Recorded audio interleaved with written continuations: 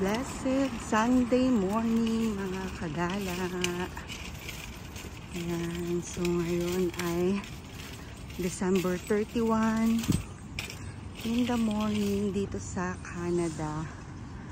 At ako ay mag-grocery. Ayan. Ito nga pala yung mga makikita nyo dito sa malapit sa tinitirahan namin. So ngayon ay kasalukuyang may konting snow na pumapatak. Sana magtuloy-tuloy para masaya. Kasi sabi nila nung December 25 kasi ay umaambon dito. So it is first time, the very first time na parang rainy, raw sila, Christmas, hindi daw white Christmas. Kasi hindi nga nag-snow. Malapit lang kami dito sa mga bilihan ng mga pagkain. Tapos dito rin sa, ay, teka lang. Ito muna tayo, sa Western Union. Ayan. Superlicious, mga mini grocery and healthcare. Ayan, may dentist din, may medical center. Ayan. So dito tayo una. Papagupit muna. Ayan, papagupitan ko muna yung tatay namin. Ayan, happy birthday! Dahil birthday mo, yan ang regalo ko sa'yo. So, nandito tayo ngayon sa hair show. Ayan, papagupitan natin siya kasi mura lang dito. Ayan, 20% off. And parang konti pa lang yung tao. Ayan. Happy birthday!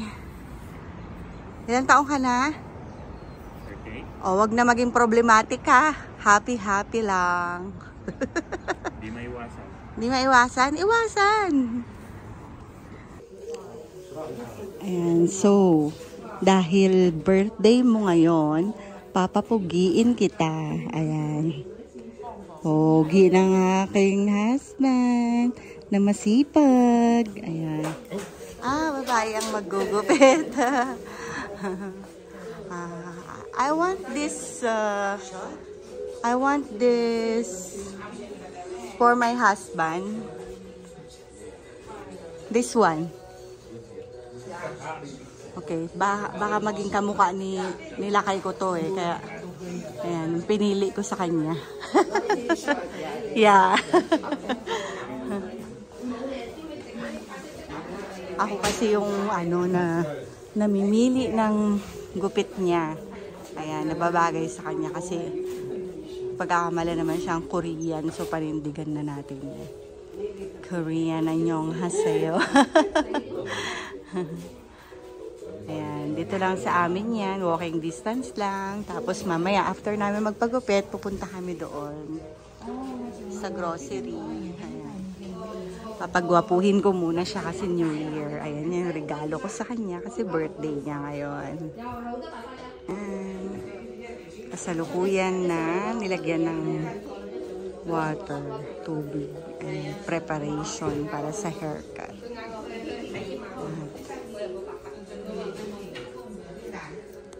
Today is his birthday. Yes.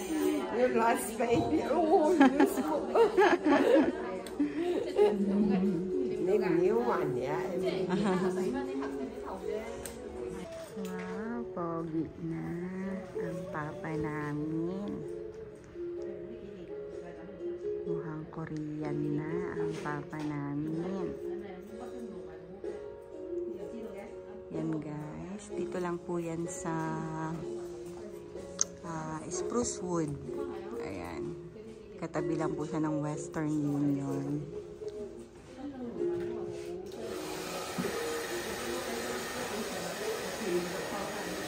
Finished product na. Huli na ang birthday boy. Ayan. Tapos na.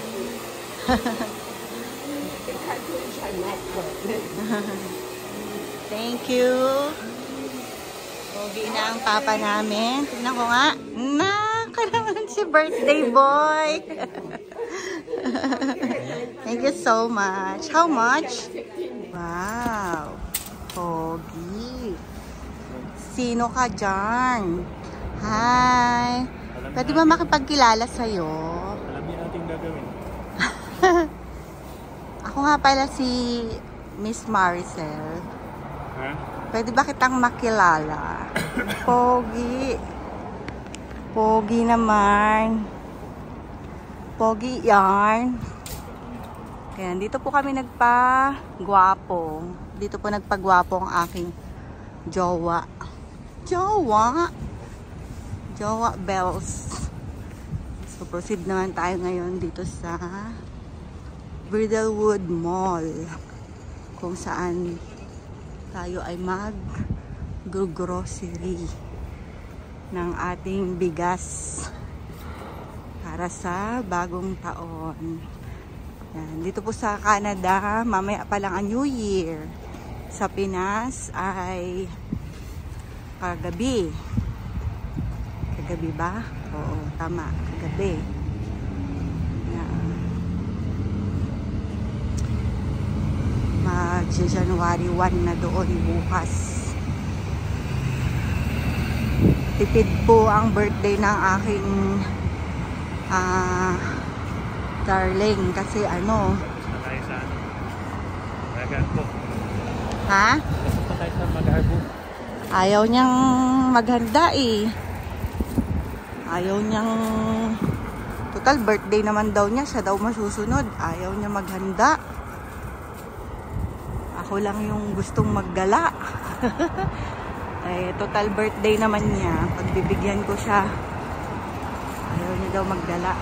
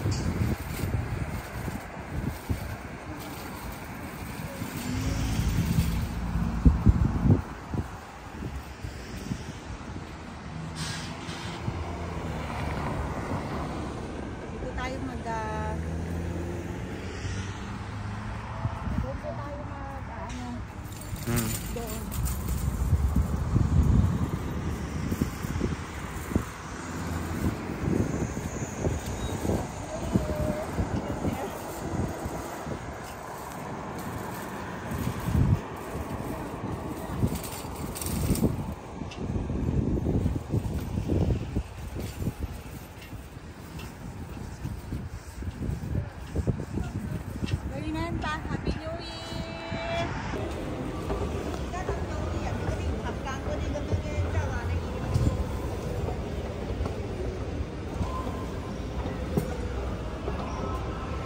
Hi!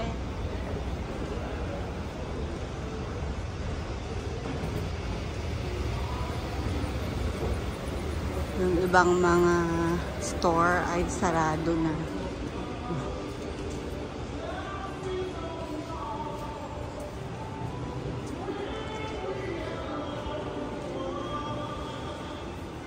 For the preparation of New Year, yung iba nag-close na, hindi talaga sila nag-operate ngayon.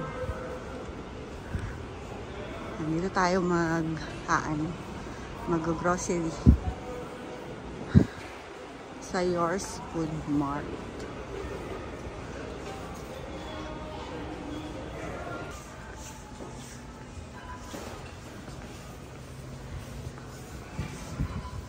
Happy New Year! Dito yan sa Yours Food Mart. Happy New Year! Dito tayo naman.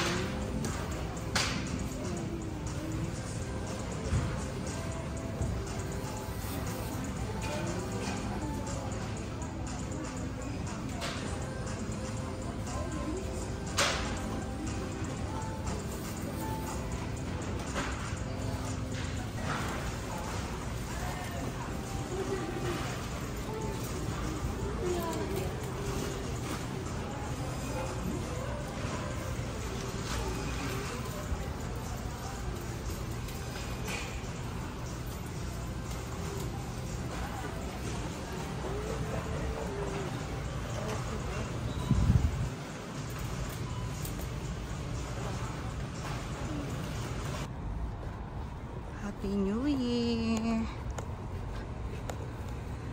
Tapos na po kami mag-grocery dito sa Yours Food Mart. Ito po kasi pinakamalapit na grocery dito. Magto-tortilla po kami mamaya. Courtesy ni Sister Pauline. Meron po kasi ako doon binili na roti. Yan mga kagala. Kapag grocery na kami. Ayan. At ito.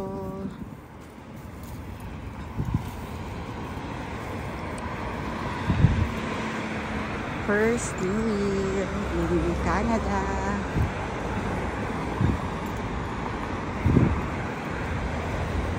Marami tayong dapat ipagpasalamat sa taon ng 2023. Yung mga pagsubok na naranasan natin, doon tayo kukuha ng lesson na hindi na dapat maulit ngayong 2024. Pati syempre yung ating mga alam naman natin sa sarili natin kung ano yung mga dapat natin baguhin. Lagi nating iisipin na tayo ay international lang dito sa international visitor lang sa earth, sa mundo. So always give your best to live your daily lives. Be kind, mag-forgive, stay happy, stay positive, even in amidst of trials, challenges. Magpasalamat pa rin tayo sa Panginoon. Kasi kasama yan sa dinisign ng Lord para mas maging matagumpay tayo, maging productive tayo sa buhay natin dito sa lupa. Habang tayo ay nabubuhay, bibigyan tayo ng pag-asa ng Lord. And syempre, gagawin natin yung tama. Yung alam natin tama at makakabuti sa ating sarili, sa ating kapwa. Gawin natin yung mga nakakalugod sa Kanya. Kasi pag, sabi nga ni Pastor Alex, pag binigyan natin ng kaluguran ang Panginoon, libo-libong anghel ang nagagalak sa kalangitan. At pag nalugod sa atin ang Panginoon, ibibigay niya yung pinaka-mainam na blessing sa atin dito sa lupa. So, hindi na tayo mahihirapan. So,